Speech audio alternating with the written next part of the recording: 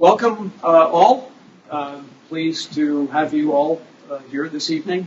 For those who don't know me, I'm Rob Hoogs. I'm on the Monterey Historical Society and also on the board of the Bidwell House Museum. So on behalf of both of those organizations, welcome. This program that I'm going to present tonight is a program that I've prepared for the Bidwell House. And we're going to be talking. I'm going to be talking about that quite a bit. And if you haven't been there to the Bidwell House, I hope that you will go. It's open for house tours for another 2 weeks or a week and a half until the end of the month. But all year round, the grounds are open. There are trails, but there's also, that's pertinent to tonight, a Native American interpretive trail, which is a self-guided walk out and up in the in back of the house, in the gardens and up in the woods, that talks about the Native American, specifically the Mohican culture, history, and in particular their hunting grounds, which this area would be, or was, for many generations, many thousands of years. So there are a few copies of this map back on the table there. There are obviously more of them at the Bidwell House if you go. So we'll be referring to this as we go along, but without further ado, we're going to get started here.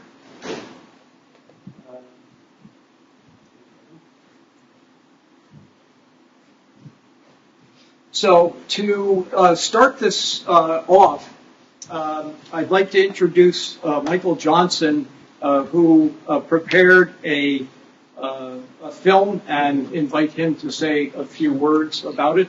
Thank you. Michael. Good evening, everyone. Good to be here with everybody. My name is Michael Johnson. Thank you, Rob, for capturing and preserving our history, which is really important, as we know. So this film, I've been building relationships with Mohicans for about 20 years, developed really close relationships, especially with the feature of this film. His name is Sean Stevens from the Mohican Reservation out in Wisconsin. He showed up at my house. We had a conversation. I said, Sean, can I interview you? So I pulled out my iPhone, put it on a tripod. I didn't have my other equipment there, and we shot the film in my backyard. So part of my passion is to preserve and to document the return of Mohicans back to the Berkshires here, so that they have some footage of it, and we have some footage of it. So hope you enjoy. Yeah, thank you. Thank you.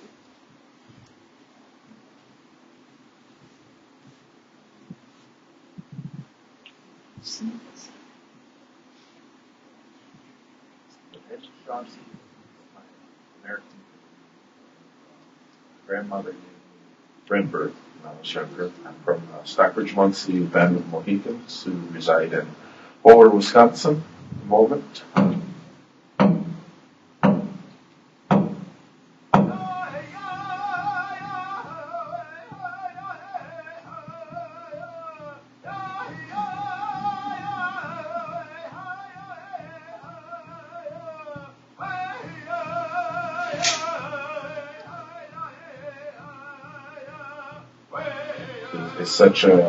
It's a connection to my ancestors and where our people came from. So many tribes. I believe there's only maybe one tribe, and that's a tribe that lives next door to us, the Menominee. They're the only people that actually live on their original homelands. And so for a lot of tribal people, they want to make that pilgrimage back to where their lands where their ancestors were. Come back to the Berkshires, walk in the footsteps of their forefathers and foremothers and stuff. It's just a way to connect, because we've been removed from that place of our ancestry, from our heritage. And, for whatever reason, I get called out here all the time. I don't even have to try to come out here. People just bring me out here for whatever reason. And I can believe that it's the spirit bringing us back. It's for recognition of them, their ways, their culture, their ancestors. My first trip back here was awesome. And when I say awesome, I mean I was full of awe. And the beauty of the Berkshires, because I coming from Wisconsin, the weather, the land, a lot of the trees and plants are the same, but Wisconsin's more flat, we don't have the mountains, and such, and just to see all these waterfalls and these big rock formations, and just to know that my ancestors came through here, it was just, I had very few words to describe what I was going through. But it was just shock and awe, because it's been just only since maybe the 70s, to where Native Americans actually could do that kind of stuff openly outside of powwow ground or whatever, because it used to be illegal. I know a lot of our people made pilgrimages back here, throughout the time that we left, but there was never anything open that we could do, like with singing or dancing and everything. And I just felt a huge honor to be able to be one of the first to come out here and be able to do that openly. Not only openly, but to be well accepted by the community, of Stockbridge and Berkshires and stuff. And just to have so many people welcoming us back home, so going from a time when being able to do that openly, I was probably 6, 8 years old back in the 70s when the law actually passed that we could actually do that again. In my lifetime, I realized, just how fortunate that I am that I could come out here and do that when so many of the generations before me couldn't do that. So it was a huge honor.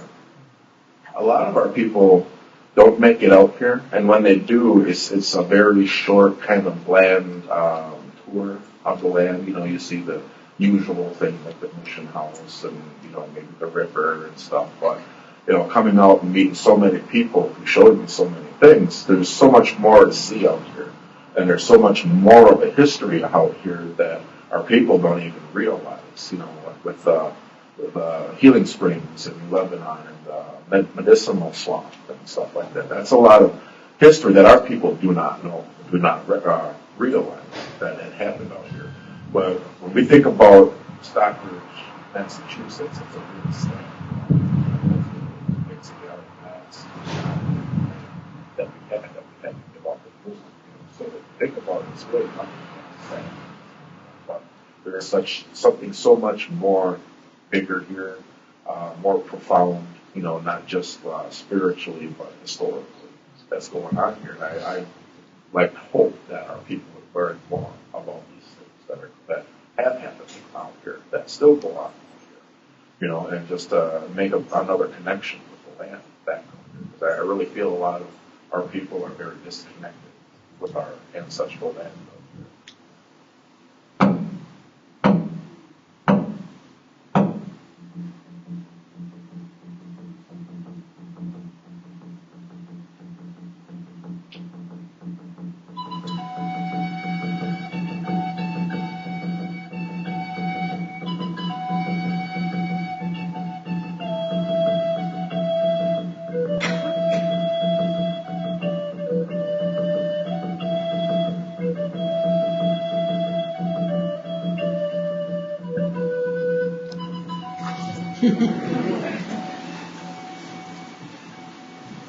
Thank you, Michael.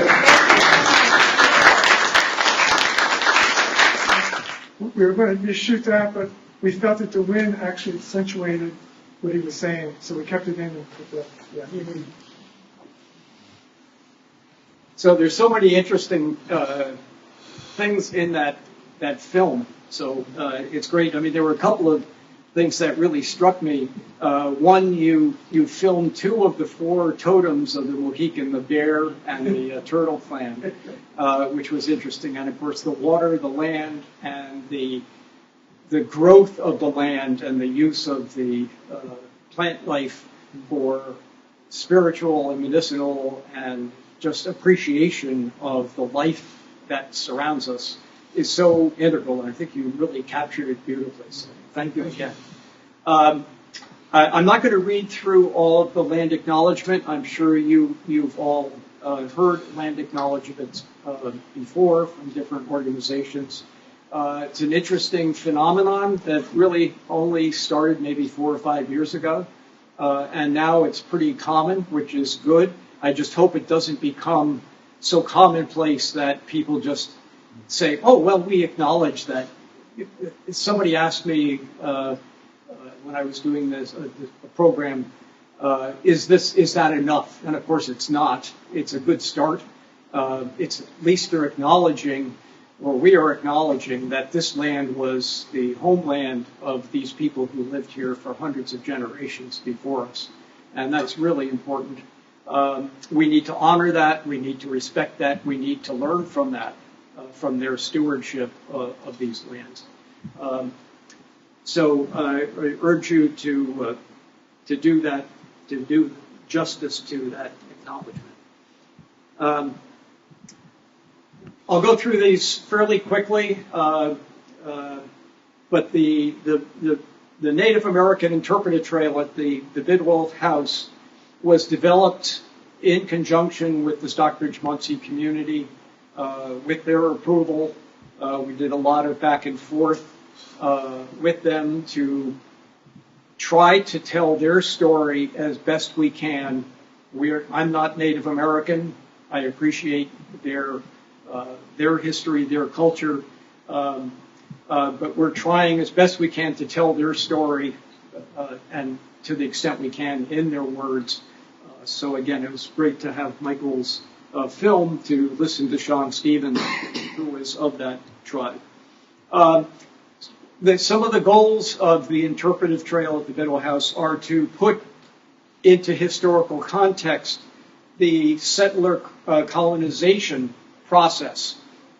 There are many words that can be used for the process of the English, the Dutch, and Europeans coming in and displacing the Native Americans.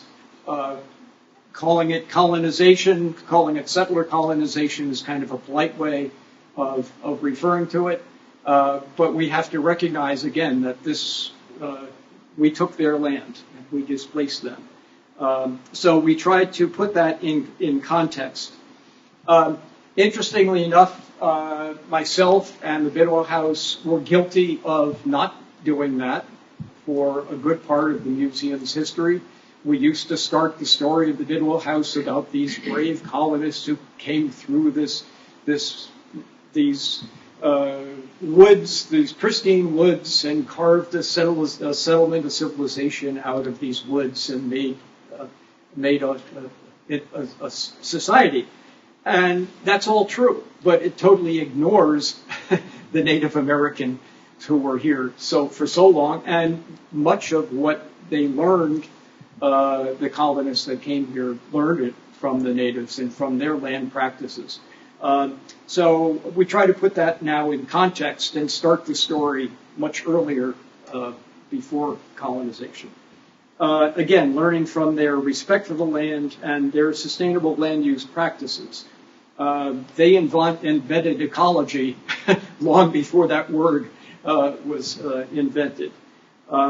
Giving them their proper respect to the indigenous people, telling their story as best we can from their perspective. And dispelling the many myths, and there are many, about the Native Americans. And in particular, how our use of language, it's so important. And it affects how we talk about the words we use, the language we use, reflects our bias.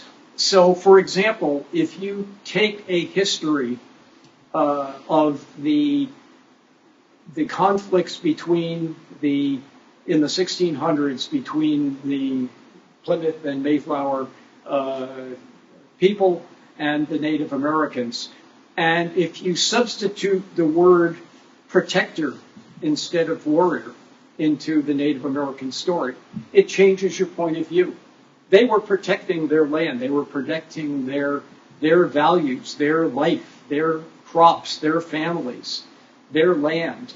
And yet when we say warrior, it changes. So using language, obviously words like savage, demeaning words, which are commonplace in the literature of the 17th century, 18th century, 19th century, 20th century, and even into the 21st century. And even words like noble savage. It's still a savage. So I urge you to think about language as you're reading it in context. Try to think about it from their point of view. There's some excellent books out there that talk about that. So did you know, I'm sure most of you, if not all of you, know that the local Native Americans were the Stockbridge Indians. However, that wasn't their name for themselves. But that's what we refer to them as. They lived in Indiantown, which is now called Stockbridge, along Main Street from about 1736 to 1786, for about 50 years. But realistically, really, their ancestors had lived in this area for 6,000 to 10,000 years, and we know that not from written history, but from archaeology.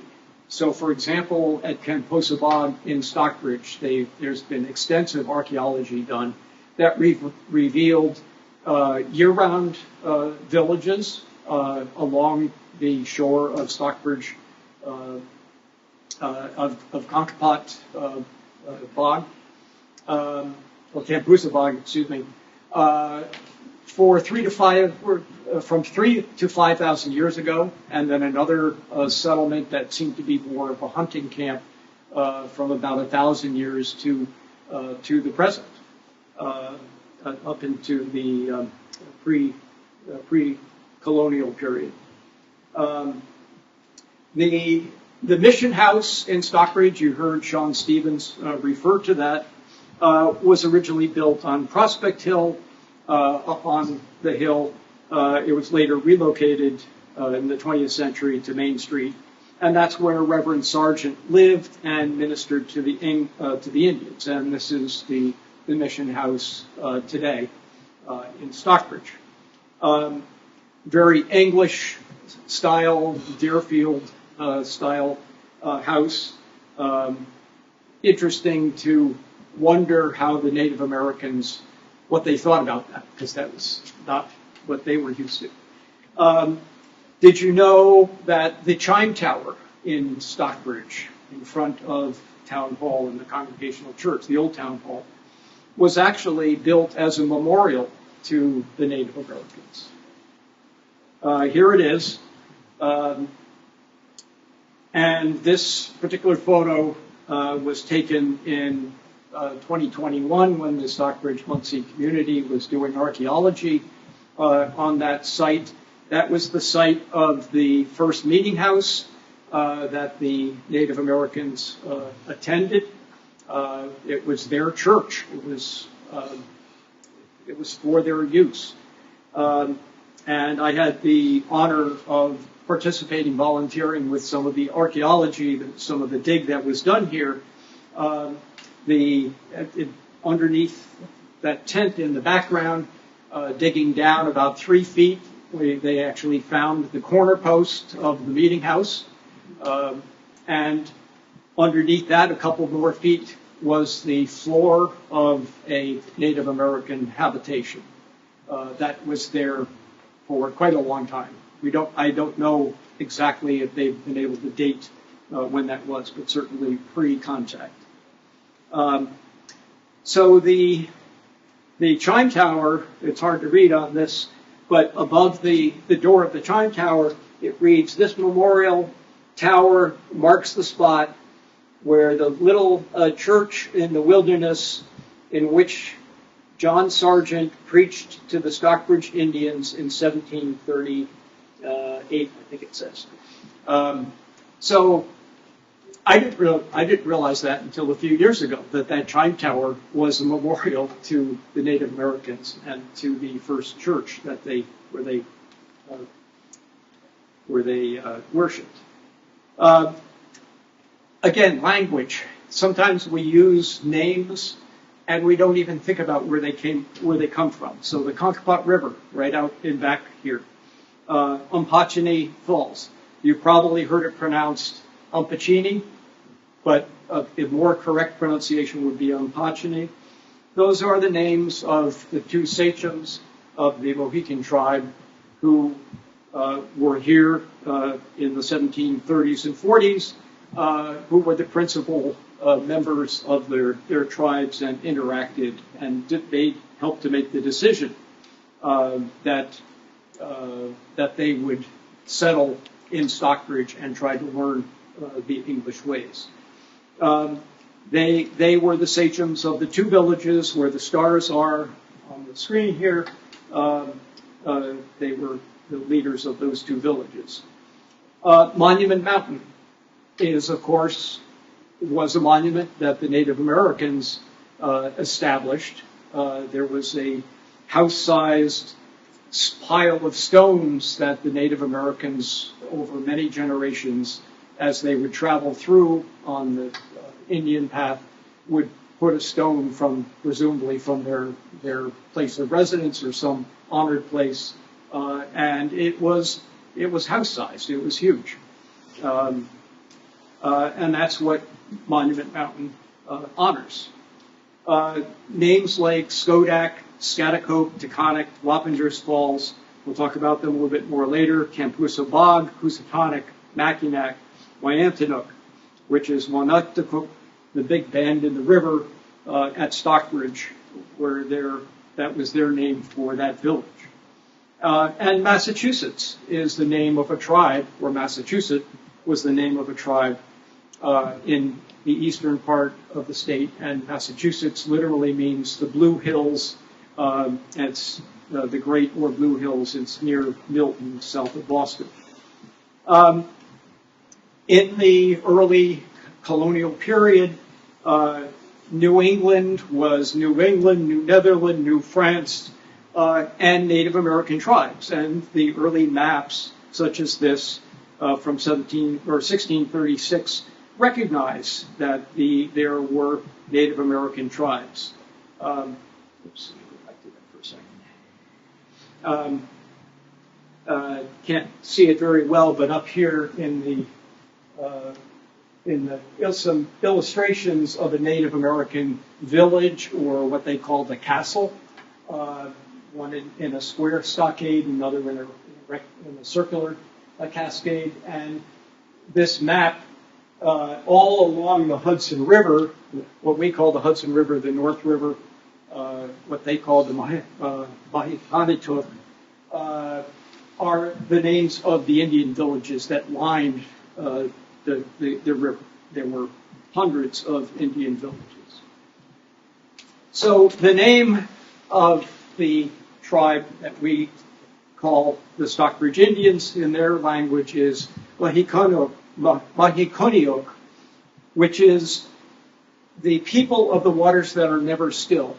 And this refers to their oral tradition, their ancestral history that was passed down generation by generation. Their oral history says that their ancestors came across a great water far to the northwest and settled there. And as they slowly moved generation by generation across the country, they usually settled along lakes and rivers for good reason. That's where food was. There was also transportation. When they finally reached the eastern coast, their history says they reached the what we call the Delaware River and then Hudson River, and they recognized that those rivers were tidal, that they ebbed and flowed, that they constantly moved. And they said, this is like what our ancestors told us about was our original homeland. So they said, this is where we will settle along these rivers. And so they are called the people of the waters that are never still, that ebb and flow, that are tidal. So Mohikaniuk, in the Dutch and English, they heard Mohican. So that's where the name Mohican comes from. By the way, Mohican is the same thing, not to be confused, although it sounds very similar to Mohegan down in Rhode Island, which is a totally different tribe. The Mohicans' homeland, you can see here in green, was along the Hudson River on both sides, east and west, almost down to New York City. There were some allied tribes, the Wappingers and Waiatanook, down a little bit further south. But they, and certainly including all of the Berkshires and all the way up to Lake Champlain, was Mohican, was their homeland for many, many generations. This is a blow-up that shows Fort Orange, which is now Albany, was the area where their central meeting place, the place of fire, their hearth, where the various tribes would meet periodically. So that was their central focus. The Berkshire area was more of their hunting grounds. They would come up into the mountains for hunting. But in the 1700s, the Mohawks, who lived to the west of the Mohicans, defeated them and basically drove them out of the western side of the Hudson River. And at that time, some of the Mohicans moved into the Berkshires on a year-round basis and lived here. And again, going back 3,000 to 5,000 years, we know that there were year-round populations here. I won't go into too much detail on this, but this is a very early map from the 1600s prepared by Adrian van der Donk. And many of the names on that map are reflected.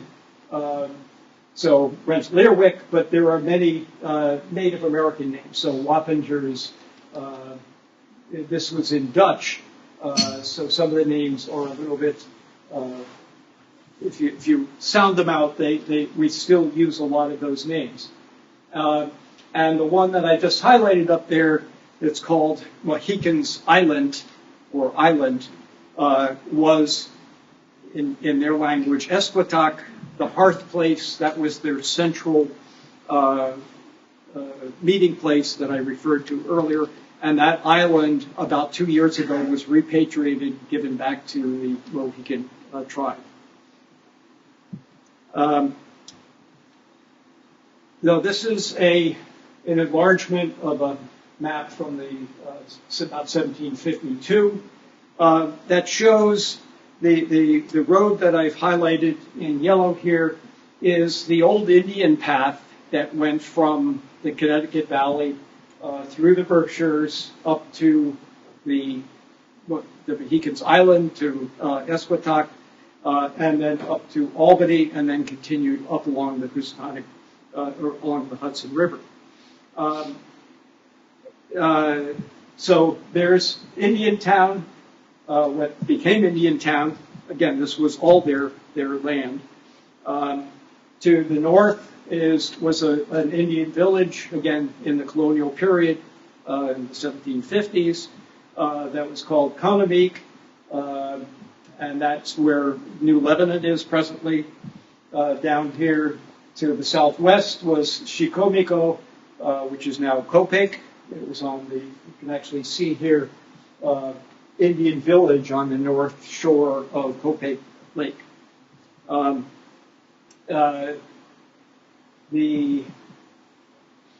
So this shows where township number 1 is, that became Tyringham and Monterey, and the Bidwell House and the first meeting house, and also the the Indian path became a main road, that was the main road, that was the Mass Pike of the 17th and 18th century, even into the 19th century.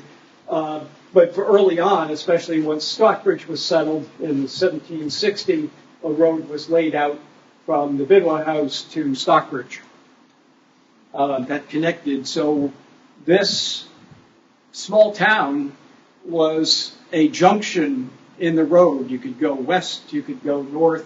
It was a major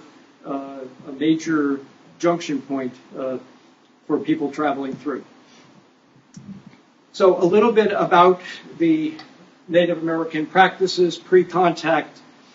Their year-round villages were and their fields were typically down in the river valleys. They were warmer, better soil, very fertile. They could also fish and hunt in those areas.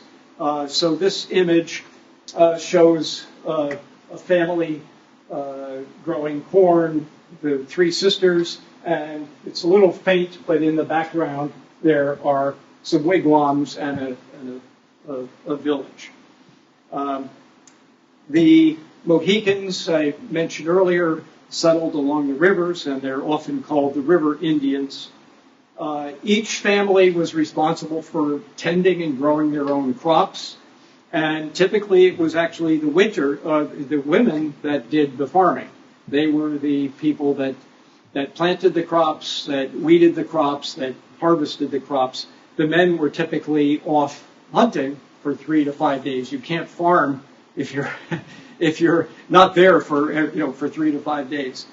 So the women were the ones that did the farming, and their farming typically produced roughly half, 50 to 60% of the food, the calories and nutrient for the family group.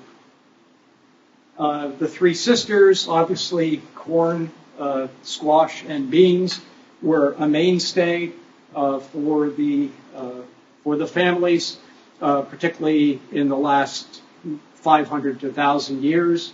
It was a brilliant discovery that had come up from Mexico, and they discovered, how bountiful it was. But growing those three crops together was very intensive agriculture, but it also provided all the nutrients that they needed. It's almost a perfect meal.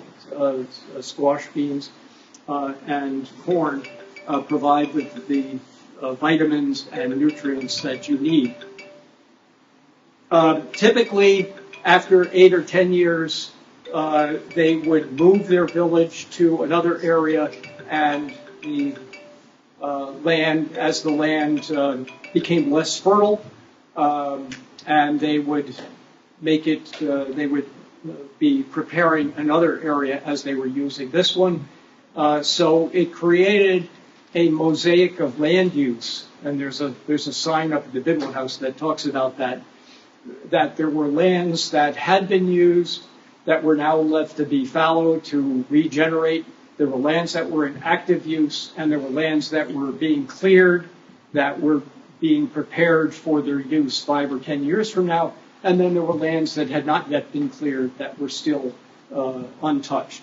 So there were all these different land uses that were integrated in the landscape. Another one of their concepts is that you could never own the land. Ownership of land is not a native concept. That's a European concept.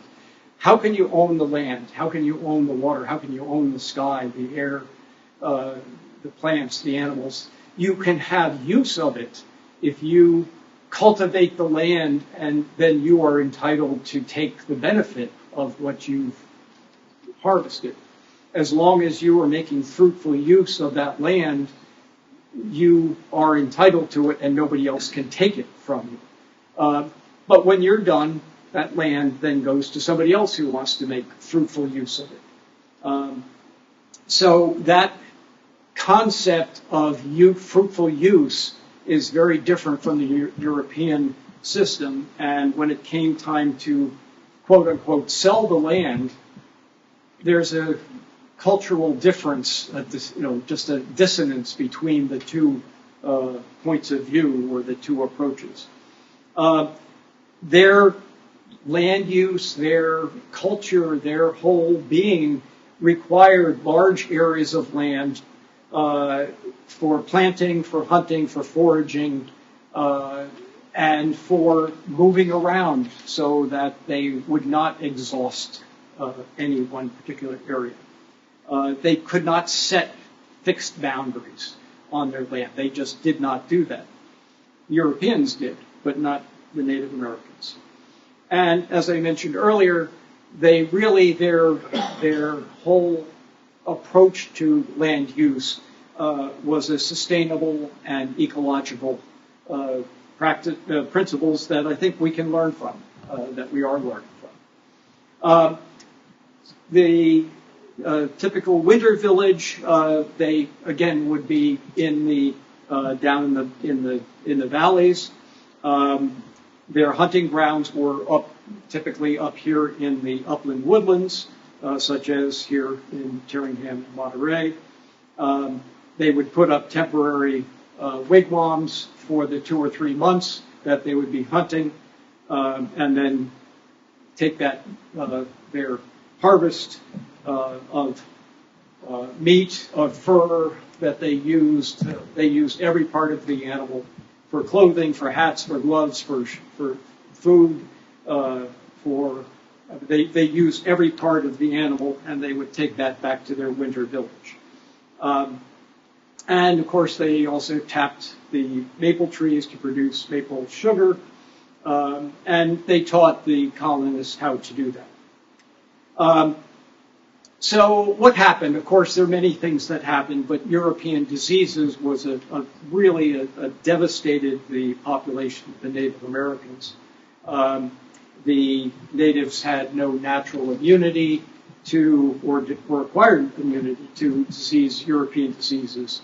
And also the Europeans exploited the fact that Native Americans are somewhat genetically susceptible to alcohol and alcoholism, and they used that to their advantage. In many cases, they would get the Native Americans intoxicated, get them in debt, and then force them to sell the land to settle their debts. So it was a way of exploiting and getting the land from them. I'll go through this just briefly, but it's interesting. The Great Seal of the Commonwealth of Massachusetts, this is the original or old Great Seal, and there's some words coming out of the Native Americans' voice, come over and help us. Mm-hmm. And I think that's interesting. It goes to the mindset of the colonists coming over. They considered these, at best, they considered the Native Americans to be these primitive people that could not make themselves any better and needed to be taken care of and educated and as children. So I think that's an interesting. And there was also a religious perspective where they thought they were heathens and they needed to be taught how to have a proper religion. So interestingly, you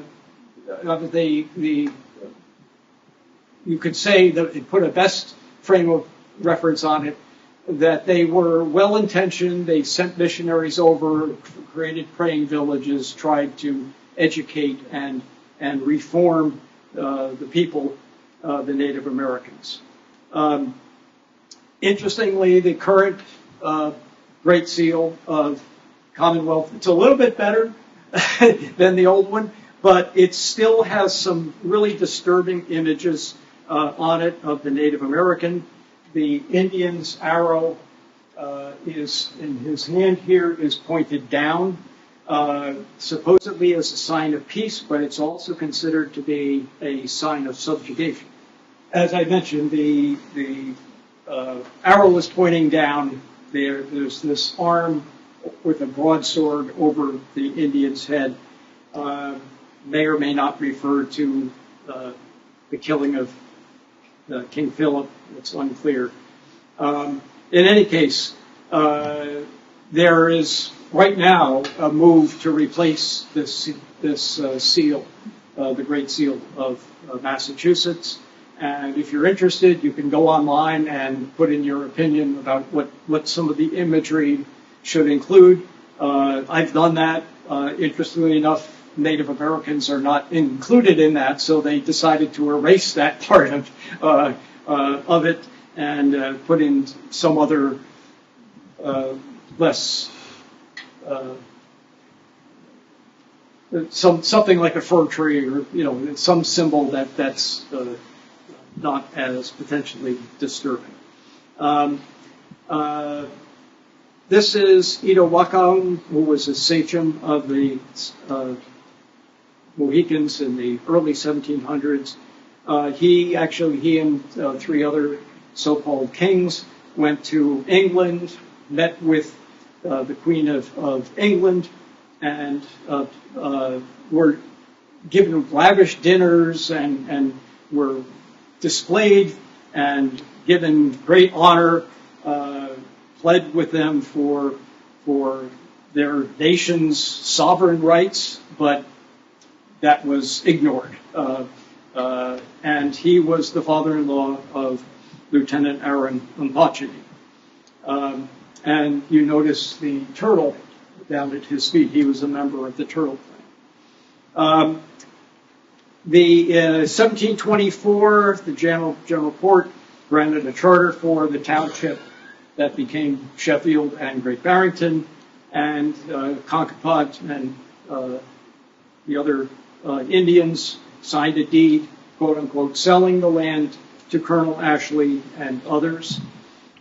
And that was the first of the English settlements. There had been some Dutch settlements in South Berkshire, Mount Washington area before that. By 6 or 8 years later, the colonial court in Boston wanted to create more settlements in Housatonic, really to cement that this was in fact Massachusetts. New York claimed over to the Housatonic River, though they wanted to create more settlements and make that road connection from Westfield to Great Barrington stronger. So first they knew they had to deal with the Indians, who they recognized had a claim to the land. So they offered to set aside a township for the Indians, and then also to Christianize them, to form a praying town. And it was to some extent an experiment in how to assimilate, to help them to come over and help them to become good Christians and farmers in the English sense. According to the agreement, there was only supposed to be 4 English families in the town to help them, to educate them, to teach them, and to set a good example for the Indians. And they also were to bring, one of those was to be a minister. The Mohican sachems and their counselors met for 4 days. This was down near Hatfield, near the Connecticut River. And after 4 days' debate, they agreed to accept their proposal. Reverend John Sargent was recruited to become the first minister to the Stockbridge Indians. He came up, he met with them, they agreed that he seemed to be a good person and one that they would like to learn from. So he arrived in 1735. By all accounts, he was very tuned in to the Native Americans, to the Mohicans, very concerned about their welfare. He learned their language. He actually preached some of his sermons to them in Mohican, and really was advocating strongly for their benefit. He married Abigail Williams, who was a daughter of Ephraim Williams, one of the proprietors, one of those four families that moved into Stockbridge. Ephraim Williams' son, by the way, after when he was killed in a battle up near Ticonderoga, was left in his will to form a school that originally was supposed to be for the Native Americans. That became Williams College.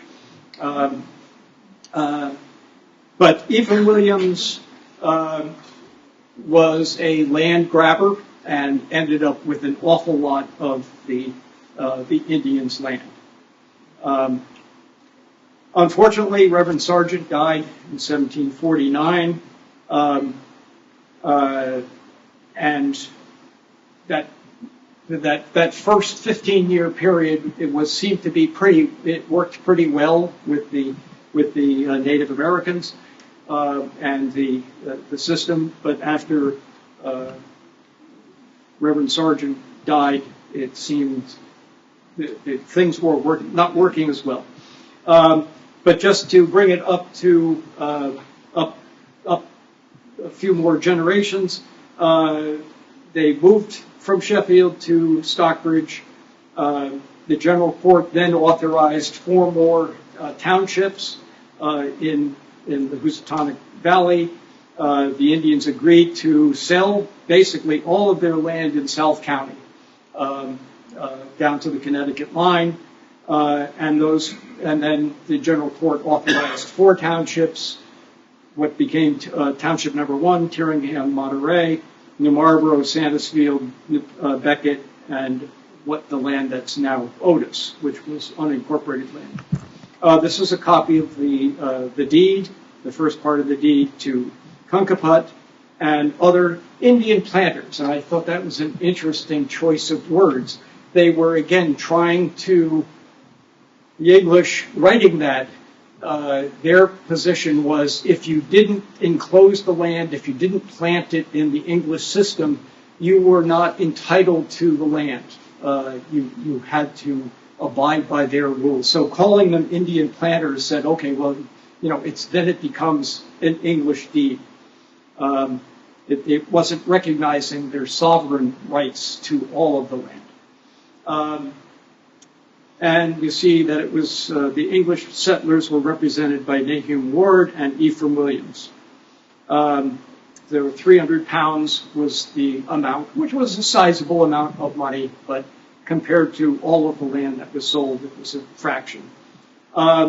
This is where the Native Americans settled in Stockbridge along what's now Main Street. These are the home lots. Down here at the upper left-hand corner is the meeting house where the Chime Tower is, the burying ground across the street. And you see Native American names along the street which were their home lots. Chief Umpachini lived down on this lot, on lot 115, and Chief Kankaput lived across from where the Plain School, the now Stockbridge Town Hall, is located. Stockbridge has a wonderful walking tour that you can get online that's narrated by members of the Stockbridge-Munsee Community and talks about each of those home sites. After I mentioned Reverend Sargent passed away, there were a couple of years when there wasn't a minister, and then Reverend Jonathan Edwards became the second minister to the Indians in 1751,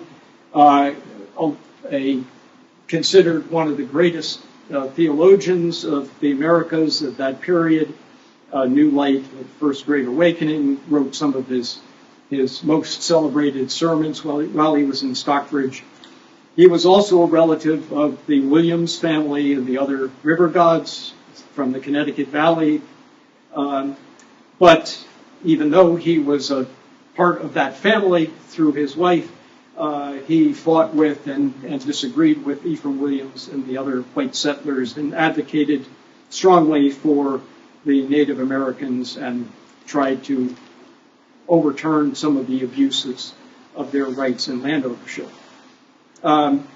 As I said, Stockbridge was supposed to be set aside for the Native Americans, for the Mohicans. It was never supposed to be able to be sold without the approval of the general court. But by 1750, first of all, West Stockbridge was originally part of Stockbridge.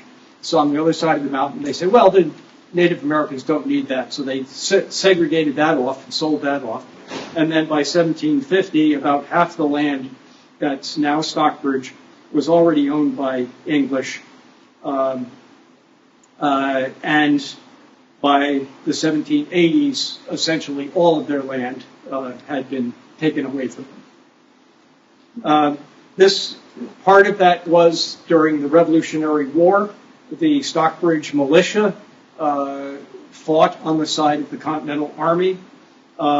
This is an image of a Stockbridge Indian that was drawn by a Hessian soldier. And he was one of the soldiers who fought on the side of the Continental Army in a battle down in Van Cortlandt Woods down in the Bronx, and somewhere between 30 and 40 of the Stockbridge Indians were killed in this one battle, which was a huge percentage of their men. By the end of the Revolutionary War, many of the Indians had been killed in the war. Most of their land had been taken away. So finally, in 1783, they wrote to the general court some of these words. Those of you who are to smoke your pipes together in doing the great business of the state, we, the chiefs of the Mohican tribe of Indians residing in Stockbridge, this day met together to beg you to listen to us a few words. Brothers, we remember we were once great, and you were small when you first came on this island. Island meaning the land in the ocean, the continent. But afterwards, we became small as you became great, and now we're very small, and you are very great. In this late war, we have suffered much. Our blood has been spilled with yours, and many of our young men have fallen by the side of your warriors. Almost all those places where your warriors have left their bones, there our bones are also seen. Now we who remain have become very poor. Now, brothers, we have been invited by our brothers, the Oneidas, to go and live with them, and we have accepted their invitation. Brothers, we now tell you what we desire of you. We wish you in your wisdom to make some laws that will protect and guard us while we remain or have hereafter have occasion to come into your government. And we wish you to appoint a few of our neighbors whom we believe to be our friends to have powers to take care of the little interest of land we have in this town still remaining. So in 1783, as I read, the Stockbridge Indians moved from Stockbridge to central New York. They were given a township 6 miles square. And what did they call it? They called it Stockbridge. This was land at that time that was not valuable to the English settlers. They lived there for about 50 years and until 1818. Well, what was happening around 1818 in the central New York, Erie Canal? All of a sudden, that land that was not very valuable or important now became hugely important. So the Mohicans were forced off that land. There was actually a New York State Indian Removal Act before Andrew Jackson's federal act. They were forced off that land. They were offered some land out in Indiana, in White River. They packed up. It took them about a year to move out there. By the time they got to Indiana, the land had been sold. So they had to disperse. Some of them went up into Canada. Some of them went to Wisconsin. Some of them went down to Kansas and Missouri. Those that went up into Wisconsin formed a reservation, got some land. They were forced off that land 10 years later because it was too valuable. They moved up to another town called Stockbridge. In 1832, they were forced off that land in 1848, and eventually ended up in Bowler, Wisconsin, in northern Wisconsin. And you heard Sean Stevens say, well, it's kind of flat, it's kind of wooded, it's kind of wet. It wasn't terribly valuable, so they were allowed to stay there, and that's to this day, that's where they are. This is, in a sense, the Mohicans' Trail of Tears. You can hear about the Trail of Tears of the Cherokees and other Indians in the South. Well, this was the Mohicans' Trail of Tears, forced off of their homelands. So the story is not a happy one, but despite all of that, despite their forcible removal from their homelands and their present home in Wisconsin, this area, and you heard Sean Stevens talk about it, is still their sacred homeland. Then they continue and have continued to return to their homelands. This image is of Reverend Jeremiah Slingerland, a Mohican minister who returned to Stockbridge in 1879 for the dedication of this monument in the Indian burial ground, which is the one piece of land in Stockbridge that the tribe still owns, or that is still in their possession, that cannot be touched. Just as an example of that, several years ago, 5 years ago now, there was a very large weekend-long seminar in Stockbridge called Words of Our Ancestors, Revisiting Indian Town. And the one thing that they ask us all to remember is we are still here. This is still our homeland. Please respect that. This is their symbol for the tribe, and the symbol in the center represents their many trails and their hearth in the center. It was developed and designed by a Mohican named Edwin Martin, and it symbolizes endurance, strength, and hope from a long-suffering, proud, and determined people. So again, just to wrap up, if you go to the Bidwell House, encourage you to take the self-guided walk that has exhibits and displays about some of the things that I talked about, the Native American medicinal herbs, agricultural practices, a reproduction wigwam hunting village, some of their woodland management, and maple sugaring, and some of their land use practices. So that concludes the presentation. I'd be happy to answer or try to answer any questions. Do you know the size of the tribe that existed initially and the number now in Wisconsin? Good question. So question, what was the size of the tribe initially and what is it now? At the time in the colonial period, the two tribes of Concopat and Opachini were only in the 100, 150 range. In Stockbridge, I think in the 1750s, it might have gotten up to about 200. There were some other tribes that came into Stockbridge.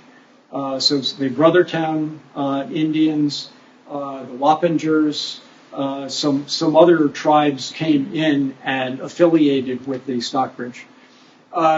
So a few hundred years before that, there are estimates that in the Hudson River Valley there might have been 40 to 50,000 Native Americans. Most of those were killed off by disease and by warfare and by dislocation. Today, out in Wisconsin, the Mohican tribe, there are, I believe, about 1,500 enrolled members. They are doing quite well. They are relatively prosperous. They have a casino that, and they have a lot of good services for their members out in Wisconsin. Yes, Wendy. So there's a place here in Monterey called Indian Cave.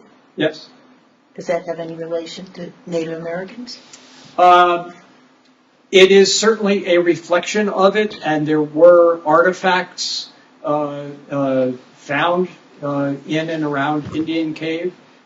So one of the exhibits at the Bidwell House is a selection of projectile points and stone tools, and some of those were found in Indian Cave.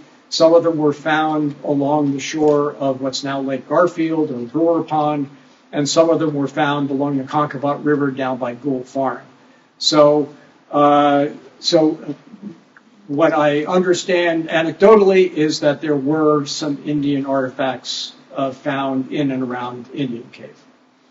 It's not a big cave. It's more of like just an overhang, but there is a shelter there.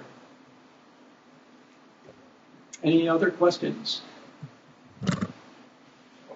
Well, sorry, can I ask a second one? Sure, of course. So, and Michael may know more about this too, or maybe both of you do. The property near Monument Mountain, which I guess is also being renamed, Yes. it's about almost 200 acres or so.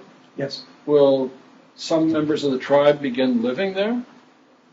Do we know? Not at the moment. I read about that. So what I know is what I read in the paper a month or so ago, that a parcel of land I think it's on the north slope of Monument Mountain. It's not part of the trustees' land, but it's land adjacent to it on the north side, has been repatriated and given back to the Stockbridge-Munsee community. How they intend to use it, I don't know. I have not heard. Michael, if you've heard. Yeah, I don't think there's any immediate plans, but there is a lot of good feeling amongst the tribe that this is happening. And the good news too, it was actually supported by local organizations for them to help them to go through all the legal aspects of getting the land. And I think the state paid, there was a grant, like a $2 million grant that went into it, and the tribe paid for the rest. I think it was a $3 million. I don't think it's actually signed off yet. It's getting close. I think there's some legal things to happen. And there was two weekends ago during Indigenous Peoples Day, we had like 25 people from the tribe come and had a good, ceremony. The Palo Center put them up for 4 days. And so a lot of good feeling between the Mohicans now and people here in our community. There's a healing that's happening, which I feel really good about. Yeah, as you know, there's been also some renaming. So what used to be called Squaw Peak, which is obviously offensive, has been renamed to Piscausu Peak, which I believe means virtuous woman in their language, and they're trying to correct some of the poor choices. Germain, and then.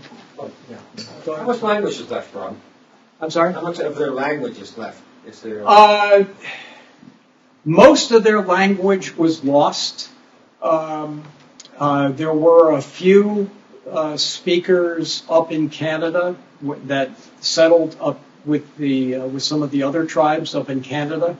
So they have a very active program to try to relearn their language from the few native speakers that were still alive. There are some dictionaries. So, for example, some of Reverend Sargent's sermons where he learned the language, they have that was written in Mohican. And then Jonathan Edwards' son grew up with some of the Native Americans, and he learned Mohican, and he later in life went to Stockbridge, New York, and was the minister to them, and he wrote a dictionary of Mohican language. So there are some written record, but there were very few speakers. But the young people in the Stockbridge-Munsee community are learning the language. It wasn't a written language, was it? I mean, it was just a spoken, right? As far as the written language? There was no alphabet. They didn't have any. No, they did not have a written language. So any written is an English ear transliterating, and for that reason, there's a lot of misunderstanding of, some people hear an R, some people hear an L, some people, it's hard.